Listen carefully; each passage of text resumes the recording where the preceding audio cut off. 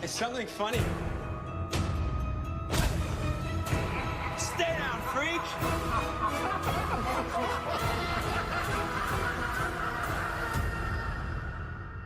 What's going on, moviegoers? If you're new to the channel, my name is Christian and welcome to C-Roll Productions. Joker is now the highest grossing R-rated film of all time, surpassing Deadpool 1 and 2 on that list. Now this is a huge surprise. A year ago, if you would have asked me if Joker was going to be the highest grossing R-rated film of all time, I would have said, probably not. No, I doubt it. No way. This movie only make about $500 million. That's it. No. It has exceeded my expectations. Todd Phillips delivered a masterpiece of a film. Joaquin Phoenix's performance as Arthur Fleck, aka Joker, was unbelievable. It was so good and so believable. Everything about this film I truly loved. And I've been on this Joker board ever since they decided to go with Joaquin Phoenix as the Joker. I was like, this can be really good, you guys. Like, really good. And you know what? It didn't disappoint. Not on any level. It's my all-time favorite film of the year.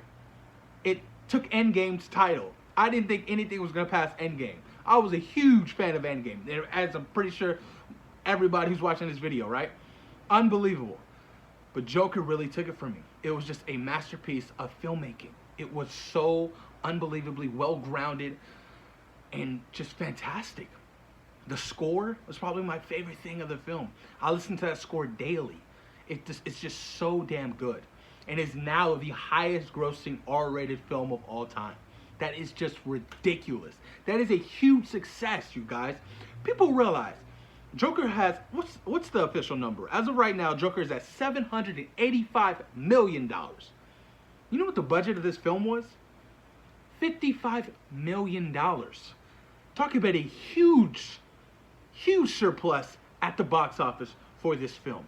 Warner Brothers is definitely walking to the bank all happy because it's incredible. I cannot believe it's grossed this much. It's probably going to end its run in between $850 to $950 million. I don't think it can cross that $1 billion mark, but you guys, this is just, it's unbelievable. This film's been out, what, 4 weeks? 4 weeks, and it's already took this title. It's unbelievable. I'm in shock, like, and I love it. And I'm so happy for Warner Brothers. I'm so happy for DC. I'm so happy for Todd Phillips. I'm so happy for Joaquin Phoenix. You know, I'm so grateful that we got this movie, and Jared Leto didn't have enough power to get this film canceled. Because boy, oh boy, it would have been a bad idea. I can't wait for this to surpass Suicide Squad. That's going to be even a bigger smile for me, you guys. That's going to be so awesome. So awesome. But Joker's at #1 right now. Then you have Deadpool at $785 billion. Then you have Deadpool 3 at Deadpool at number 3 at $783 billion. I'm saying billion. Million. Then you have number 4, The Matrix Reloaded, $742 million. Then number 5, you have It, Chapter 1 at $700 million and some change. And then you have Logan at number 6, $619 million. Then you have number 7, Passion of the Christ at $611 million. Then at number 8, you have The Hangover Part 2 at $586 million. And number 9, 50 Shades Grey, $571 million. And at number 10, $549 million, Ted. You guys, astonishing work. Astonishing work.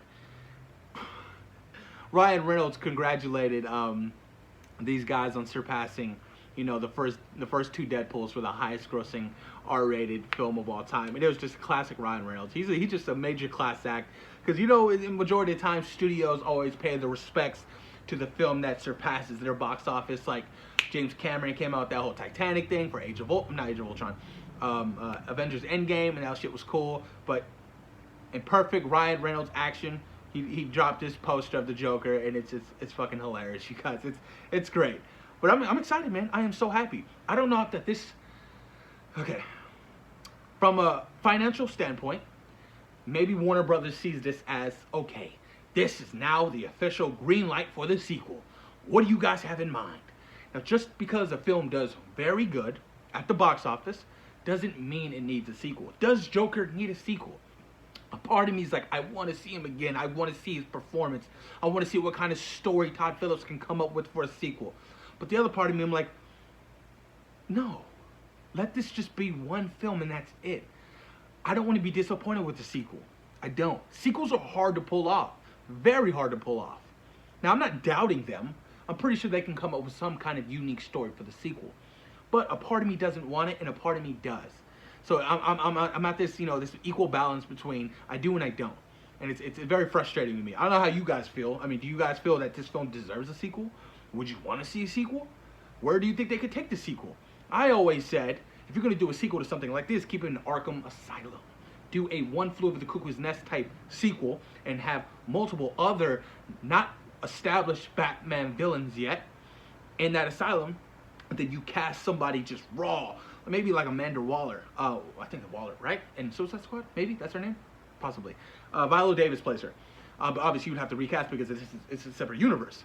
You have somebody play like a Nurse Ratched, who's fucking just great in all business, in charge of this asylum, like just super strict, something like that. And I feel like it could work. It could be really good. Now, this Joker doesn't necessarily have to see Batman, and I'm fine with that. This Joker's not meant to handle Batman. Realistically, he would get fucking bodied by Batman. Bodied. He weigh $110, soaking wet. Batman with all that armor, looking at 325 pounds. Deadlifting 600 pounds, squatting 7, it's nothing to him. He would get bodied, and I wouldn't want to see that. But this is interesting, man. Very interesting, man. And Todd Phillips took to his social media to celebrate this huge box office success for Joker. This is what he had to say. Wow, thanks to all my wonderful cast and crew, and of course the fans from around the world for seeing through all the noise and showing up some more than once. That's right. We are super proud of the film, and all your wonderful messages make it that much more special. Hashtag Joker worldwide. A director who appreciates not only his crew, but the fans as well. Because without the fans, you wouldn't have these big movies. You just wouldn't. They wouldn't be that successful at the box office. But I'm excited. This is great. I can't wait to purchase this. I think this film comes out in December. Correct me if I'm wrong. I don't think it might come out in January. It might come out on home release on January. If it is December, I'm all excited because I get to watch it even sooner. That shit's badass. I'm probably going to buy like 3 all copies. The Target exclusive, the Best Buy Steelbook, the Best Buy exclusive. I got to. I love this film. Fantastic stuff. But post your comments down below, you guys. Let me know what you guys think about Joker now being the highest grossing R-rated film of all time, surpassing Ryan Reynolds in his Deadpool 1 and 2. Post your comments down below, you guys, and thank you for taking time out of your day for watching Zero Productions. Peace.